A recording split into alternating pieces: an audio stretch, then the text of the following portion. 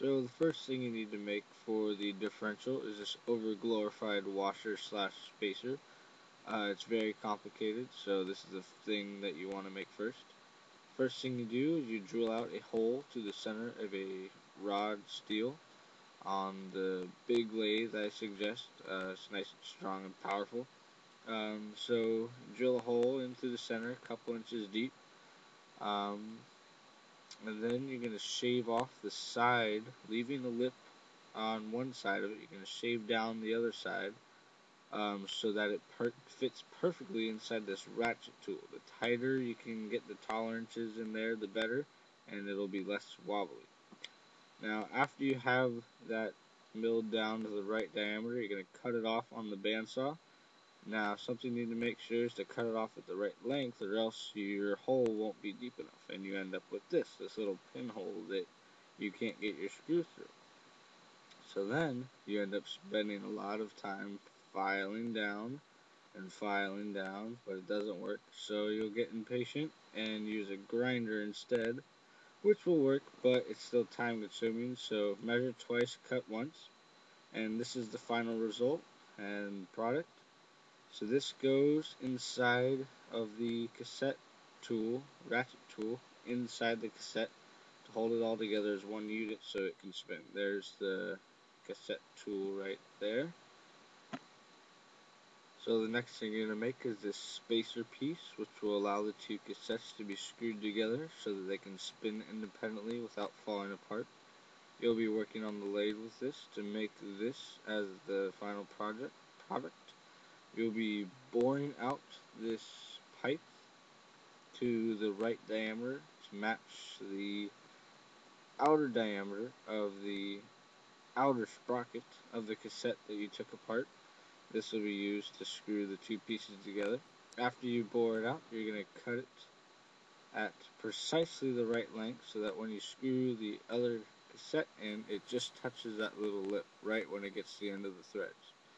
That piece will then be welded onto the back side of the other cassette.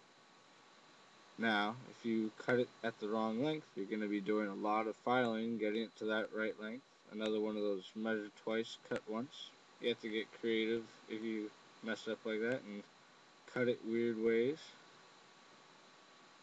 Trying to get creative. Even more creative. But measure twice, cut once, and you won't have that problem. Now we can get a little artistic.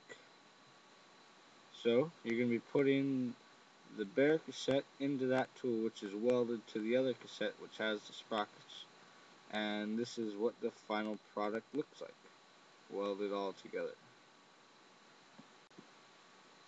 The next piece you need to make is making the cassette tool attached to the 5/8 cold rolled steel so that you can attach it to whatever it is that you need to attach it to.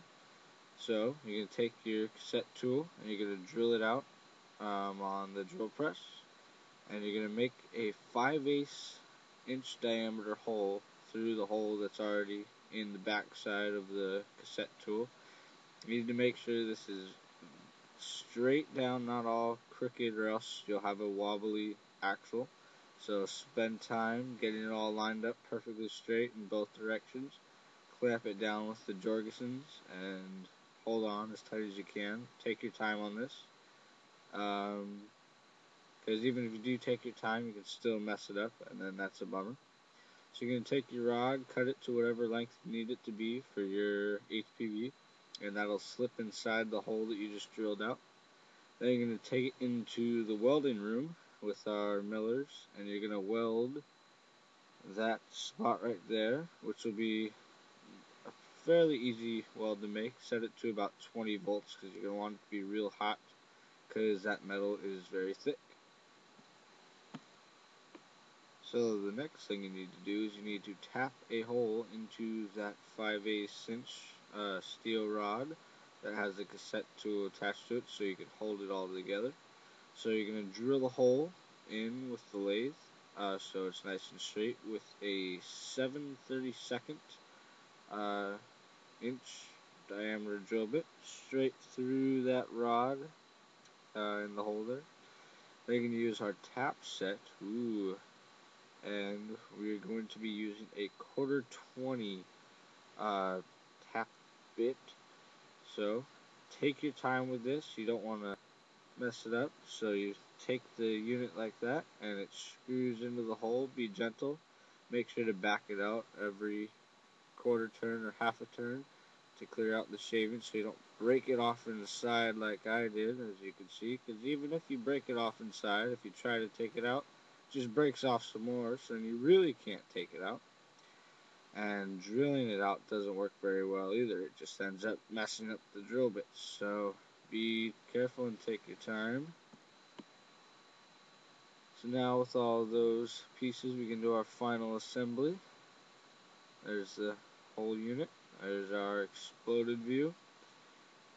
So starting from the left, we're going to take the rod and the cassette without the sprockets. And that tool fits right inside the cassette there, because that's what it's meant to do. And then there's the inside of it, and we're going to take our overglorified washer, put it inside that tool there, and that screw that we made the tapped hole for, we screw into the center there, hold that unit together, and we go off to the right. There's the exploded view. You take that rod and cassette tool, slip it inside the cassette there in that direction. Make sure you get that direction right, or else you'll be really confused. And then from the other side, we're going to take our other overglorified washer and slip that in there, and also screw that in as well with the 1/4-20 tap that you made earlier. Now you have two units like so, and you're going to screw them into each other using that spacer that we made earlier with that one outer sprocket. It's going to screw into that part like that, and that's the solid unit right there, and we are done.